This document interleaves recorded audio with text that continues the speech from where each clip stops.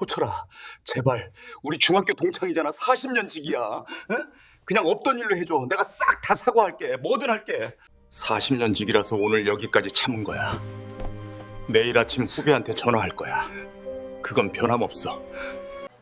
사연 시작 전 구독, 좋아요 눌러주시고 지금 어디서 듣고 계신지 댓글로 남겨주세요.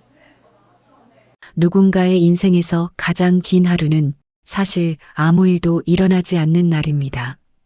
이동준, 올해 60, 대기업 구매팀 부장, 38년을 한 회사에 다닌 사람입니다.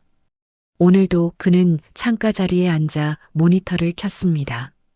그런데 뭔가 이상합니다. 손이 키보드 위에 얹혀 있는데 움직이질 않습니다.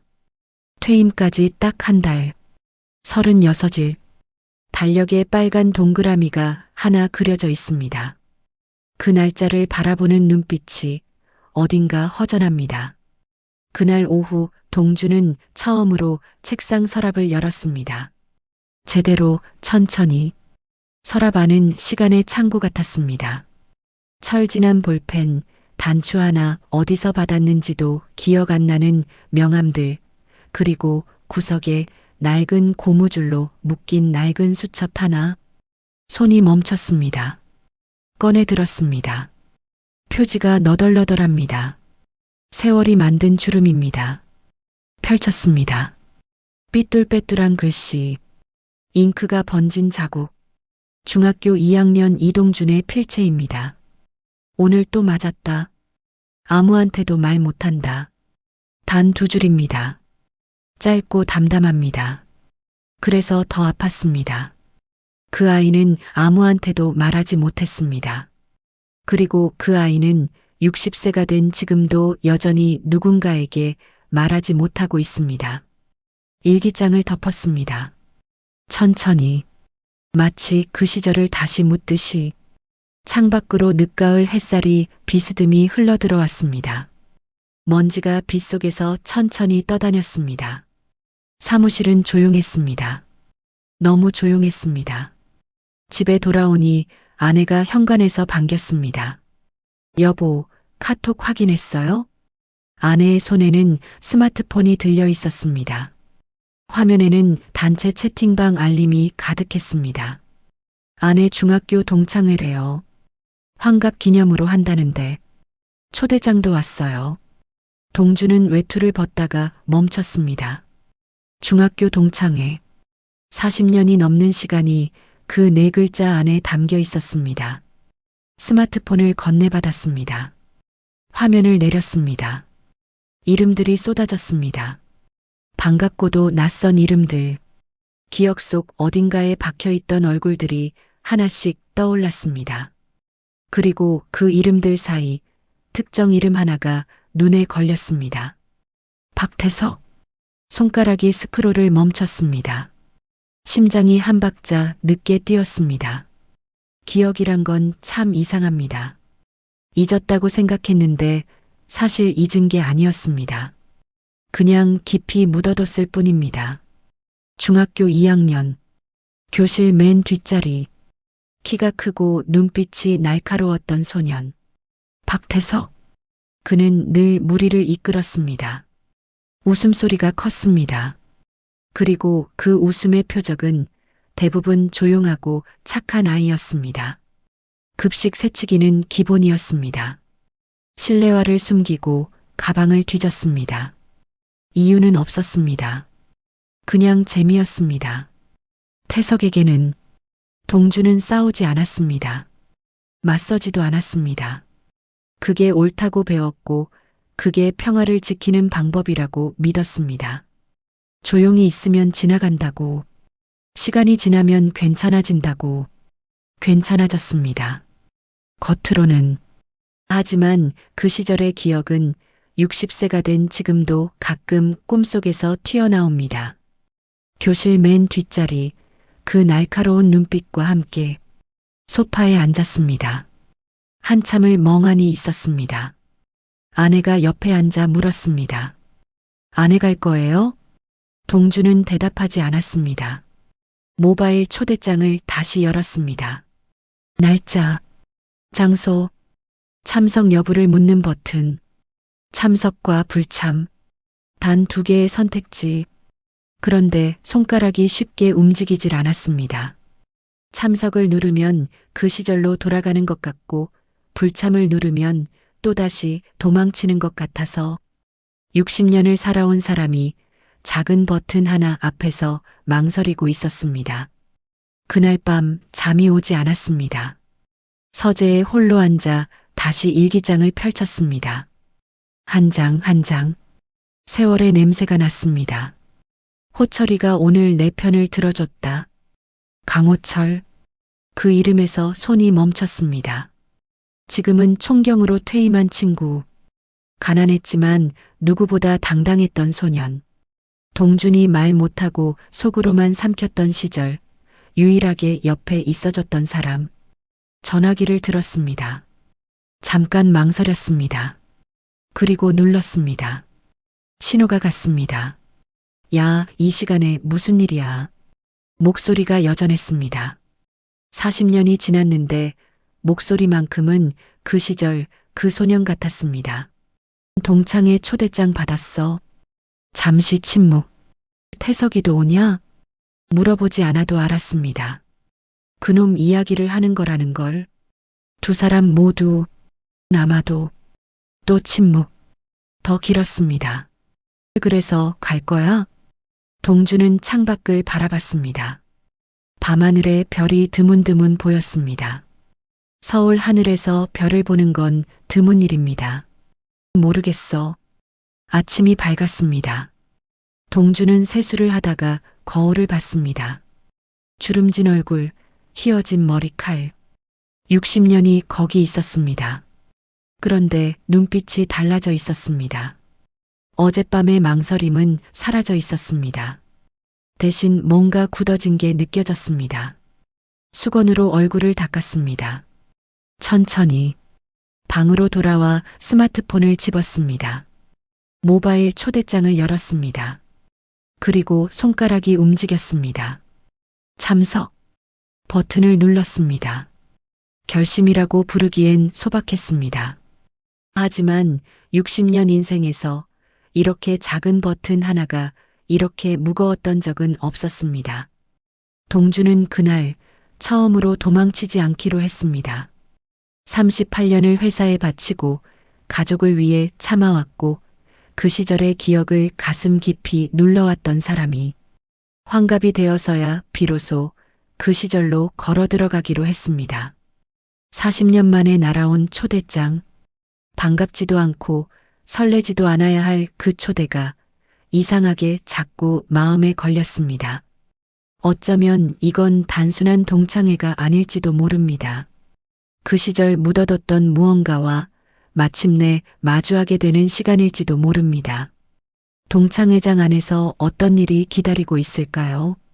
40년이 지난 그놈은 어떤 얼굴로 서 있을까요? 어른들의 세계에도 서열이 있습니다. 학교를 졸업하면 사라질 줄 알았던 그것이 40년이 지나도 여전히 살아 숨쉬고 있다는 걸 동창회장 문을 열기 전까지는 몰랐습니다. 서울 강남 한정식집 청송원. 발렛 주차 직원이 분주히 움직이는 입구. 은은한 한옥 처마 아래 정갈한 편액이 걸려 있습니다. 자리값만 1인당 15만 원. 누군가 일부러 고른 장소였습니다. 분위기가 아니라 가격으로 먼저 말을 거는 곳이었습니다. 동주는 입구 앞에 잠시 섰습니다. 넥타이를 한번 고쳐 맸습니다. 평소엔 하지 않는 행동이었습니다. 문을 열고 들어서자 웅성거리는 소리가 났습니다. 40년 만에 만나는 얼굴들. 반갑고도 낯설고도 반가운 사람들. 머리가 휘어졌고 허리가 굽은 사람도 있었습니다. 다들 세월을 몸에 달고 왔습니다. 동주는 조심스럽게 자리를 찾았습니다. 창가 쪽 테이블. 조용한 구석이었습니다. 그게 편했습니다. 늘 그랬습니다. 중학교 때도 회사에서도 그는 늘 소란의 바깥쪽을 선택했습니다. 음식이 하나씩 나오기 시작했습니다. 자리가 채워졌습니다. 이름을 불러보고 기억을 더듬고 어색하게 웃고 전형적인 동창회의 풍경이었습니다. 그때였습니다. 문이 열렸습니다. 소리가 먼저 들어왔습니다. 크고 익숙한 웃음소리. 그 다음 사람이 들어왔습니다. 박태석. 검은색 캐시미어 코트. 손목에 묵직하게 빛나는 시계. 발끝까지 흠 하나 없이 차려입은 사람. 문 앞에서 잠깐 멈추는 그 짧은 순간에도 시선을 끄는 법을 알고 있었습니다. 나이는 먹었습니다. 하지만 그 눈빛만큼은 그대로였습니다. 날카롭고 계산적이고 방 안에 있는 사람들을 한 번씩 훑는 그 시선. 동주는 자신도 모르게 시선을 내렸습니다. 그게 본능이었습니다. 40년 묵은 본능. 태석은 가장 중앙 자리로 걸어갔습니다. 누가 자리를 비켜줬습니다. 자연스럽게, 마치 원래 그 자리가 그의 것이었다는 듯이 명함을 꺼냈습니다. 두꺼운 고급지의 금박 로고. 한 장, 두 장 주변에 나눠졌습니다. 명함이 아니라 계급장이었습니다. 자리가 무르익을 무렵이었습니다. 태석이 연회실을 둘러보다가 동준과 눈이 마주쳤습니다. 1초, 그 짧은 순간 태석의 입꼬리가 올라갔습니다. 자리에서 일어나지도 않았습니다. 그냥 손만 들었습니다. 그리고 불렀습니다. 크게, 또렷하게, 방 안 모두가 들을 수 있게. 어이, 이 비서, 여기 있었네? 비서. 그 한 단어가 공기를 갈랐습니다. 동준의 얼굴이 굳었습니다. 아주 잠깐, 눈치 빠른 사람만 알아볼 정도로 짧게. 중학교 때였습니다. 태석은 동준을 그렇게 불렀습니다. 가방을 들어주면 비서, 심부름을 시키면 비서. 놀리는 이름이었습니다. 아이들이 따라 웃었습니다. 동준은 그때도 웃었습니다. 웃어야 끝났으니까. 지금도 웃었습니다. 태석아. 오랜만이다. 입은 웃고 있었습니다. 하지만 손이 살짝 떨렸습니다. 테이블 아래 아무도 보지 않는 곳에서 술잔이 한 바퀴 돌았습니다. 분위기가 풀렸습니다. 여기저기서 옛 얘기가 쏟아졌습니다. 태석은 중심에 있었습니다. 말을 잘했습니다. 사람을 웃기는 법을 알았습니다. 그게 더 무서웠습니다. 돌아오는 요리 한 접시에 자연스럽게 이야기가 흘렀습니다. 요즘 뭐 하냐? 어디 사냐? 자식은 몇이냐? 익숙한 질문들이 테이블을 돌았습니다. 태석이 동준을 향해 물었습니다. 관심 있다는 듯, 친근하다는 듯. 하지만 목소리는 방 전체에 울렸습니다. 동준이 너 요즘 뭐해? 아직 회사 다니나? 응, 이번 달로 퇴임이야. 퇴임? 부장으로? 한 박자 뒀습니다. 계산된 침묵이었습니다. 야, 38년을 다녔는데 부장이야? 야, 요즘 MZ들은 3년이면 팀장 달더만. 그 회사 진짜 별로다, 별로야. 웃음이 터졌습니다. 몇몇이 따라 웃었습니다. 아기를 알아채지 못한 웃음이었습니다. 아니, 알고도 모른 척한 웃음일 수도 있었습니다. 동주는 웃었습니다. 또 목구멍에서 무언가가 올라오는 것을 눌렀습니다. 조용히 소리 없이 38년. 한 직장에서 38년을 버텼습니다. 구조조정의 칼날을 피했고 외환위기도 넘겼고 팀원들 월급이 밀릴 때 자기 카드로 밥을 샀습니다. 그게 부장이었습니다. 그게 동준이었습니다. 그런데 그 38년이 지금 이 자리에서 웃음거리가 됐습니다. 그때 문이 다시 열렸습니다. 조용했습니다. 태석이 들어올 때와는 달리 낡은 등산 점퍼, 색이 바랜 면바지, 장갑을 손에 들고 들어서는 사람, 강호철이었습니다. 동주는 일어섰습니다. 반가운 마음이 얼굴에 먼저 올라왔습니다. 호철은 방 안을 훑어보다가 동준을 발견했습니다. 짧게 끄덕였습니다. 말이 없었습니다. 늘 그랬습니다. 필요한 말만 하는 사람. 그가 구석 자리를 찾아 조용히 앉는 것을 태석이 봤습니다. 눈이 가늘어졌습니다. 저 사람 누구야? 호철이? 강호철? 확인하듯 불렀습니다. 호철이 태석을 바라봤습니다. 표정이 없었습니다. 아주 평평했습니다. 태석이 입을 열었습니다. 웃음을 달고, 야, 그 차림새는 뭐야?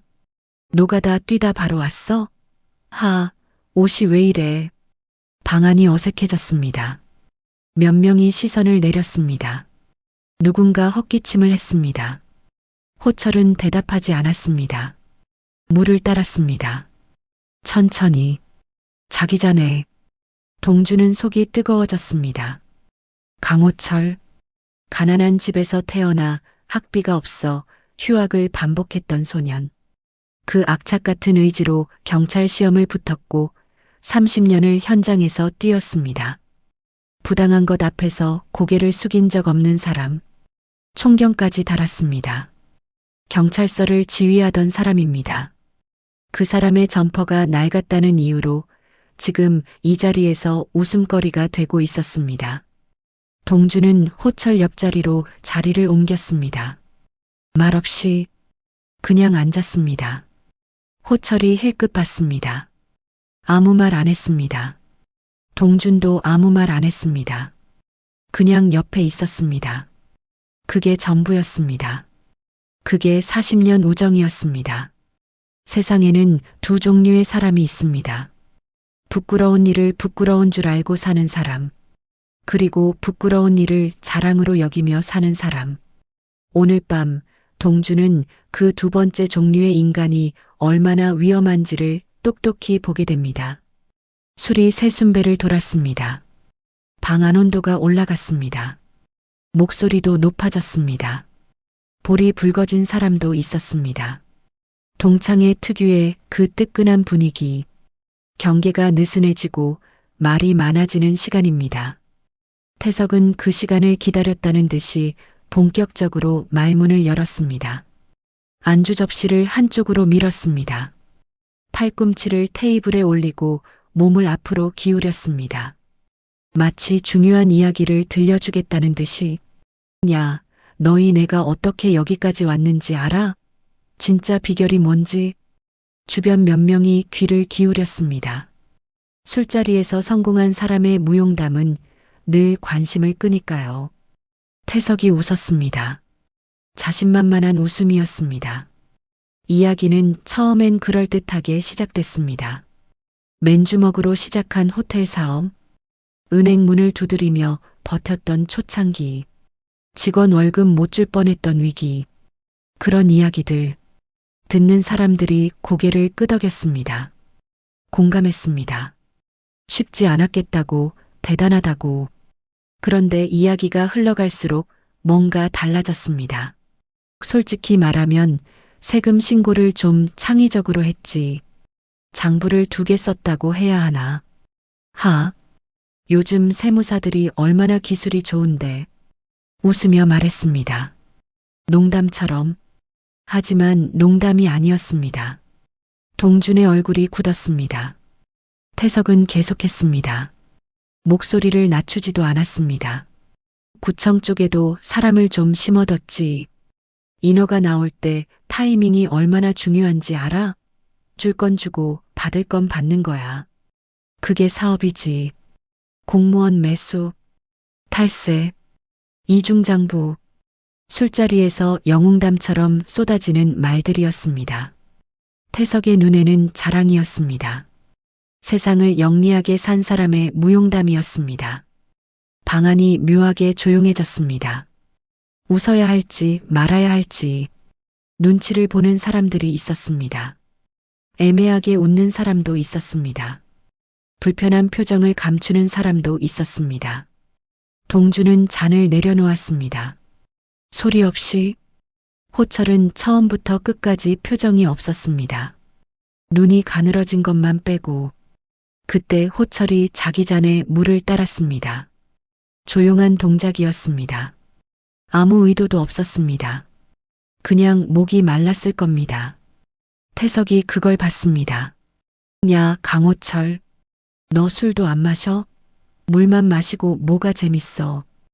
호철이 대답하지 않았습니다. 태석의 눈빛이 달라졌습니다. 무시당했다고 느꼈는지도 모릅니다. 아니면 그냥 오늘 밤의 표적이 필요했는지도. 손을 뻗었습니다. 호철의 물잔을 옆으로 쳐냈습니다. 탁! 물이 테이블 위로 쏟아졌습니다. 냅킨이 흠뻑 젖었습니다.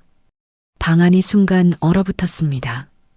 야, 중졸 출신 연금생활자가 여기 왜 왔어? 이런데 올 자격이 있어? 동네 기사식당이나 가지. 낮고 또렷한 목소리였습니다. 웃음기가 없었습니다. 그 말이 방 안에 퍼졌습니다. 천천히, 독처럼 침묵이 흘렀습니다. 호철은 움직이지 않았습니다. 엎질러진 물을 냅킨으로 조용히 닦았습니다. 손이 떨리지 않았습니다. 그러다 테이블 가장자리로 밀려난 자신의 낡은 지갑이 눈에 들어왔습니다. 물에 젖은 지갑, 오래된 것이었습니다. 가죽이 닳고 모서리가 해져 있었습니다. 집으려는 순간이었습니다. 태석이 먼저 집었습니다. 이게 뭐야? 지갑도 이래? 몇 년 된 거야 이게? 열었습니다. 허락도 없이 지갑 안에 사진이 한 장 있었습니다. 낡고 모서리가 접힌 사진. 호철과 그의 아내, 그리고 어린 딸. 언제 찍은 건지 옷차림이 수수했습니다. 배경은 그냥 아파트 앞이었습니다. 특별할 것 없는, 그래서 더 따뜻한 사진이었습니다. 태석이 그걸 보더니 피식 웃었습니다. 사진도 이래. 사는 게 딱 보이네. 연금 받아서 가족 부양하기 빠듯하겠다. 아이고. 비웃음이었습니다. 숨기지도 않은 동준의 손이 테이블을 짚었습니다. 천천히 힘을 주면서 가슴 안에서 무언가가 올라오고 있었습니다. 38년을 회사에서 쌓아온 인내, 60년을 살면서 갈고 닦은 자제력. 그게 지금 이 순간 전부 흔들리고 있었습니다. 강호철, 학비가 없어 친구들 졸업식에 가지 못했던 소년, 새벽 신문 배달을 하며 경찰 시험 문제집을 달달 외웠던 청년, 현장에서 무릎이 닳도록 뛰었던 형사, 서장실에 앉아서도 구내식당 직원들과 밥을 같이 먹었던 사람. 그 사람의 낡은 지갑이 지금 저 손 안에서 비웃음을 당하고 있었습니다. 의자가 뒤로 밀렸습니다. 동준이 일어서려 했습니다. 주먹이 쥐어졌습니다. 손마디가 하얗게 변했습니다.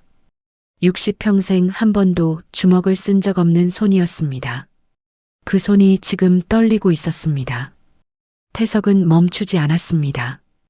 호철이 지갑을 가져간 뒤에도, 방 안 분위기가 싸늘해진 뒤에도 그는 아무것도 느끼지 못하는 사람처럼 계속 떠들었습니다.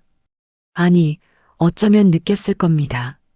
그러나 멈추지 않았습니다. 멈추는 법을 모르는 사람이었으니까요. 호텔 확장 계획 이야기가 나왔습니다. 다음 달 강남에 새 지점을 낸다는 이야기, 건물주를 어떻게 구워 삶았는지, 세입자를 어떻게 내보냈는지, 자랑스럽게 늘어놓는 이야기마다 누군가의 피해가 보였습니다.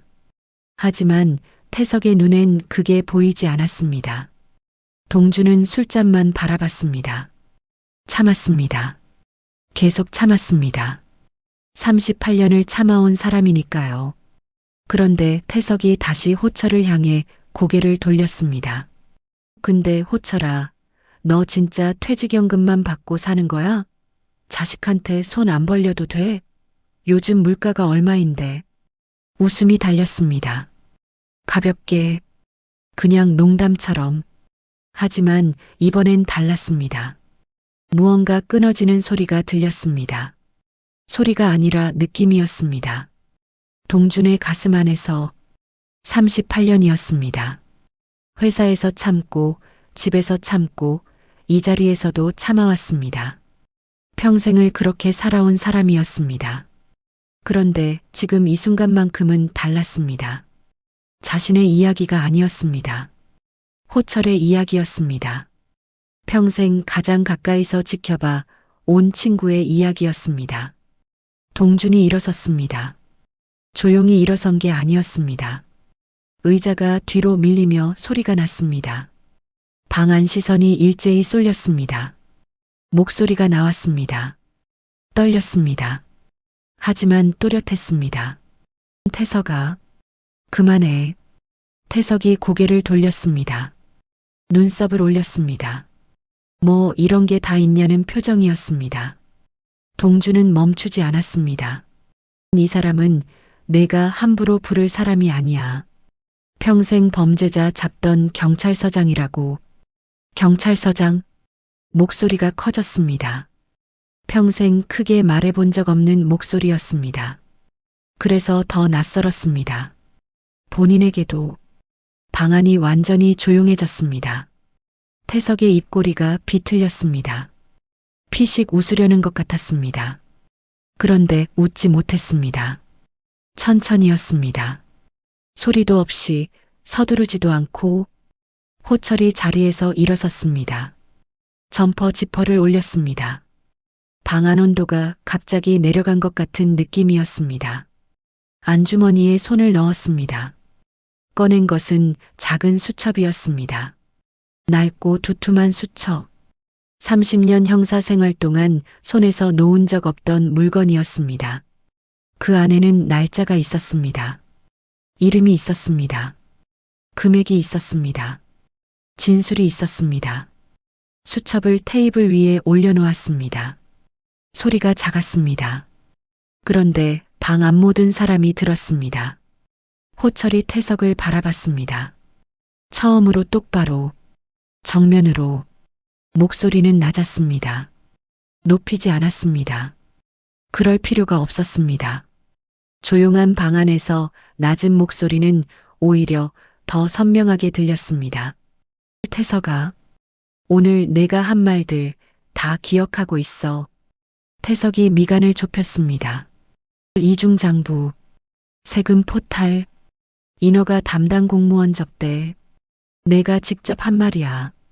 이 자리에서 다들 들었어. 방 안 사람들이 숨을 참았습니다. 나 퇴임했어. 맞아. 근데 현직 후배들 아직 있어. 내일 아침에 이 내용 정식으로 제보할 거야. 말이 끝났습니다. 짧았습니다. 군더더기가 없었습니다. 30년을 진술서 쓰고 조서 작성하던 사람의 말투였습니다.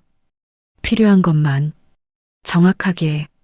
태석의 얼굴이 달라졌습니다. 처음엔 어이없다는 표정이었습니다. 그 다음엔 황당하다는 표정이었습니다. 그리고 그 다음엔 창백해졌습니다.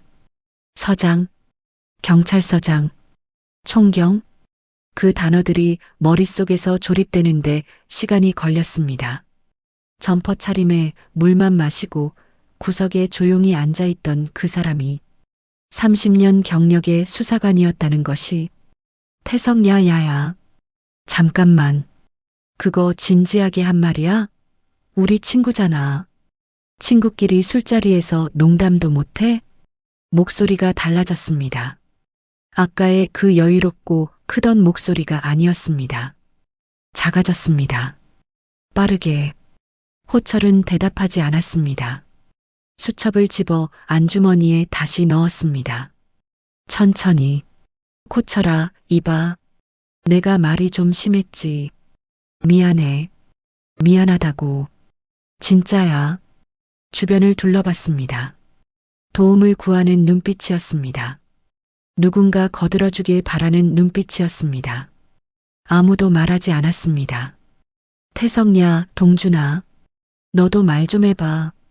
우리 다 친구잖아. 그냥 넘어가면 안 돼? 내가 술을 좀 많이 마셨나 봐. 동준은 대답하지 않았습니다. 처음으로 태석의 말에 아무런 반응을 하지 않았습니다. 웃지도 고개를 끄덕이지도 시선을 내리지도 않았습니다. 그냥 봤습니다. 똑바로, 60년 만에 처음으로 태석이 자리에서 일어섰습니다. 처음엔 뭔가 말을 더 하려는 것 같았습니다. 그런데 호철의 눈을 마주쳤습니다. 그 눈이었습니다. 30년 동안 수많은 피의자와 마주쳤던 눈. 흔들리지 않는 눈. 이미 다 알고 있다는 눈. 태석의 무릎이 구부러졌습니다. 맞는 게 아니었습니다. 꿇는 것이었습니다. 방 안에 있던 모든 사람이 그걸 봤습니다. 캐시미어 코트를 입은 수도권 호텔 체인 대표가, 금박 시계를 찬 사람이, 오늘 밤 내내 이 자리에 왕처럼 굴었던 사람이 바닥에 무릎을 꿇었습니다. 호철아, 제발, 우리 중학교 동창이잖아. 40년 지기야. 응? 그냥 없던 일로 해줘. 내가 싹 다 사과할게. 뭐든 할게. 목소리가 떨렸습니다. 아까 호철의 물잔을 쳐냈던 그 손이 지금은 테이블 모서리를 붙잡고 있었습니다. 방 안이 조용했습니다. 너무 조용했습니다. 호철이 태석을 내려다봤습니다. 오래 봤습니다. 서두르지 않았습니다. 그리고 말했습니다. 호철 40년 지기라서 오늘 여기까지 참은 거야. 딱 한 문장이었습니다. 태석이 고개를 들었습니다. 뭔가 기대하는 눈빛이었습니다. 봐준다는 말이 나올 것 같았습니다. 호철이 덧붙였습니다. 내일 아침 후배한테 전화할 거야. 그건 변함없어. 코트를 집어들었습니다. 동준을 향해 고개를 끄덕였습니다. 나가자는 뜻이었습니다. 동준이 일어섰습니다. 두 사람이 나란히 문을 향해 걸었습니다. 방 안 사람들이 길을 비켰습니다. 자연스럽게 아무도 막지 않았습니다. 두 사람은 나란히 걸었습니다. 말이 없었습니다. 엘리베이터 앞에 섰습니다. 버튼을 눌렀습니다. 동준이 호철을 봤습니다. 진짜 제보할 거야? 호철이 정면을 봤습니다. 엘리베이터 문을 보며 당연하지. 엘리베이터 문이 열렸습니다. 두 사람이 탔습니다. 문이 닫혔습니다. 동준은 거울처럼 반짝이는 엘리베이터 벽에 비친 자신의 얼굴을 봤습니다. 주름지고 희어진 얼굴이었습니다. 그런데 눈빛이 달랐습니다. 오늘 밤 처음 보는 눈빛이었습니다. 어떤 정의는 법정에서 실현되고 어떤 정의는 교과서에 적혀 있습니다. 그런데 어떤 정의는 낡은 점퍼를 입은 사람이 수첩 하나를 꺼내 드는 순간 시작되기도 합니다. 강호철은 오늘 밤 소리를 지르지 않았습니다. 주먹을 쓰지도 않았습니다. 욕을 하지도 않았습니다. 그냥 기억하고 있었습니다. 그리고 말했습니다. 차갑고 정확하게 30년을 그렇게 살아온 사람이었습니다. 태석은 오늘 밤 처음으로 무릎을 꿇었습니다. 호텔 로비에서도 협상 테이블에서도 꿇지 않았던 무릎이 낡은 점퍼 앞에서 꺾였습니다. 세상은 가끔 이렇게 돌아갑니다. 늦더라도 반드시. 그런데 이게 끝일까요? 태석이 순순히 물러날 사람이라면 처음부터 이런 사람이 아니었겠죠. 인생을 돌아보면 화려했던 순간보다 조용했던 순간이 더 오래 남습니다. 상을 받던 날보다 비 오는 날 포장마차에서 친구와 마주 앉았던 그 밤이 더 선명하게 남아있는 법이죠. 오늘 밤이 그런 밤이었습니다. 세상은 조용히 돌아가고 있었습니다. 동창회가 끝나고 며칠이 지났습니다. 동주는 여전히 출근했습니다. 퇴임까지 남은 날들을 하루씩 보냈습니다. 달라진 건 없었습니다. 책상도 그대로였고 창밖 풍경도 그대로였습니다. 그런데 뭔가 달랐습니다.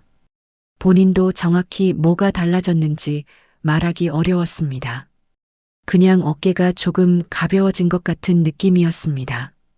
숨을 쉴 때 가슴이 조금 더 열리는 것 같은 느낌이었습니다. 점심시간에 스마트폰을 들었습니다.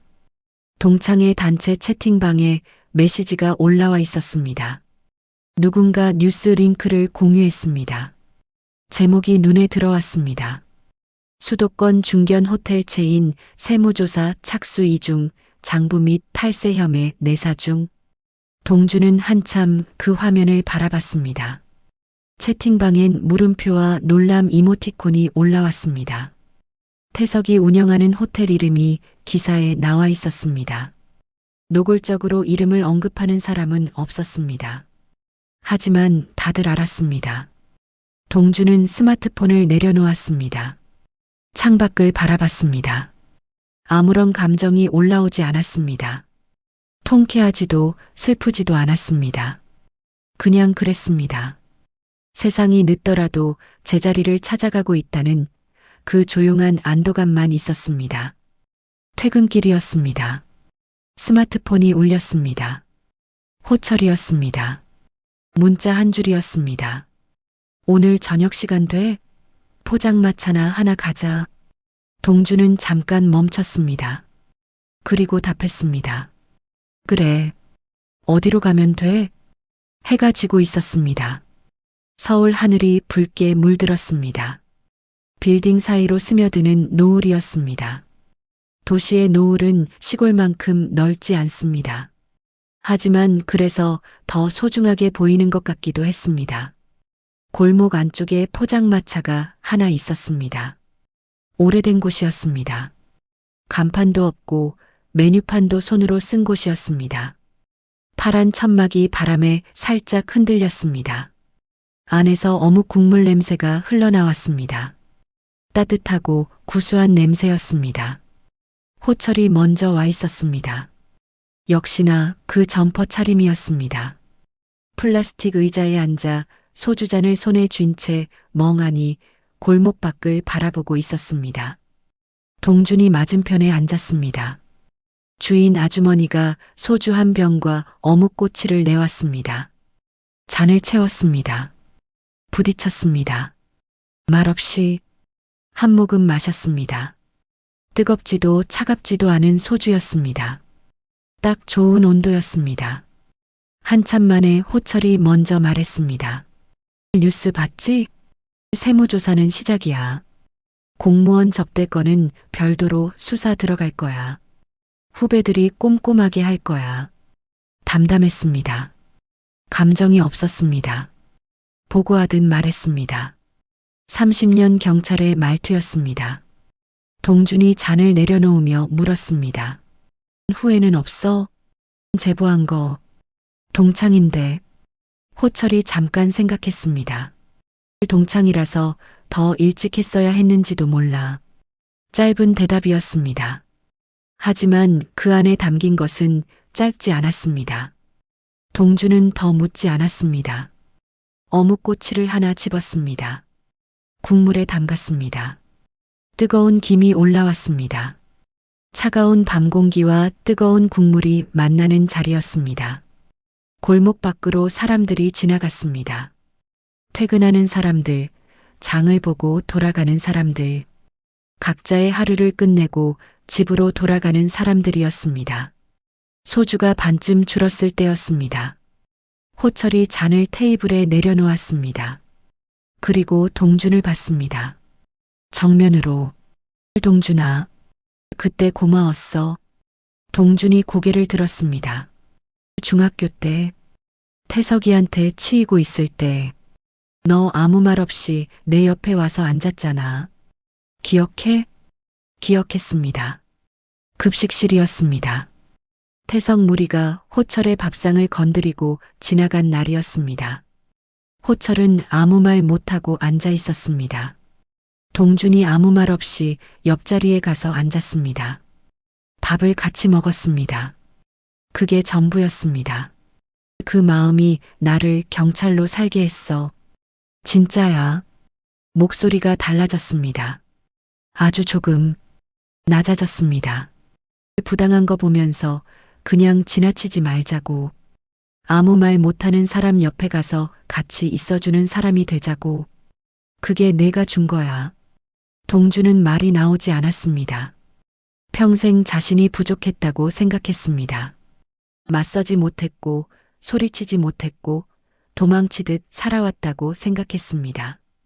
그런데 그 조용한 한 걸음이, 밥상 옆에 말없이 앉았던 그 작은 행동이 누군가의 인생을 바꿔놨다는 것을 오늘 밤 처음 들었습니다. 눈이 뜨거워졌습니다. 눌렀습니다. 소주잔을 집어 한 모금 마셨습니다. 잠시 침묵이 흘렀습니다. 골목 밖에서 바람이 불어왔습니다. 포장마차 천막이 살랑거렸습니다. 동준이 입을 열었습니다.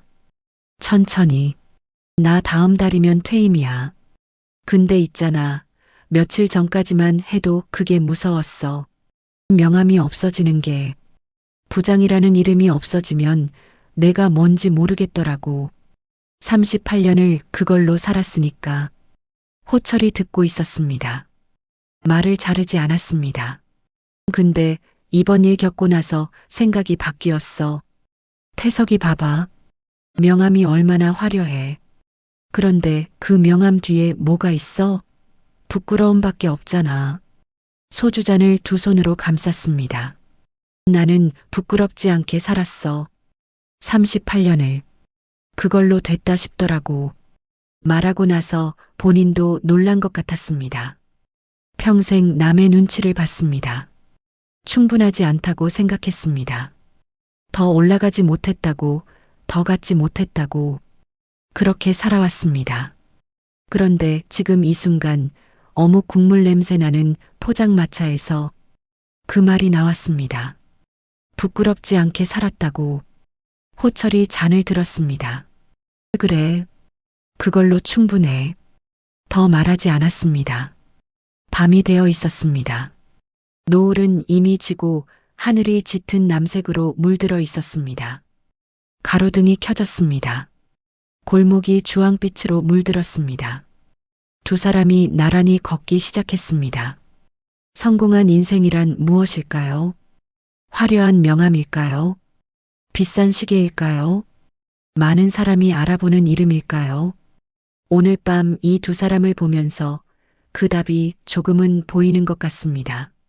38년을 부끄럽지 않게 버텨온 사람, 가난을 딛고 원칙을 지키며 살아온 사람, 그 두 사람이 나란히 걷는 뒷모습이 어떤 명함보다 당당해 보였습니다. 이동준은 다음 달 퇴임합니다. 명함이 사라집니다. 부장이라는 이름이 사라집니다. 하지만 그는 이제 압니다. 명함이 없어도 사람은 사라지지 않는다는 것을, 정직하게 살아온 시간은 누구도 빼앗아갈 수 없다는 것을, 그리고 오늘 밤처럼 차가운 골목에서 뜨거운 어묵 국물 한 그릇을 나눌 수 있는 사람이 옆에 있다면 그것만으로 충분히 잘 산 인생이라는 것을. 당신의 인생도 그렇습니다. 화려하지 않아도 괜찮습니다. 1등이 아니어도 괜찮습니다. 부끄럽지 않게 하루하루를 살아왔다면 그걸로 충분합니다. 오늘 이 이야기가 그 말을 전하고 싶었습니다.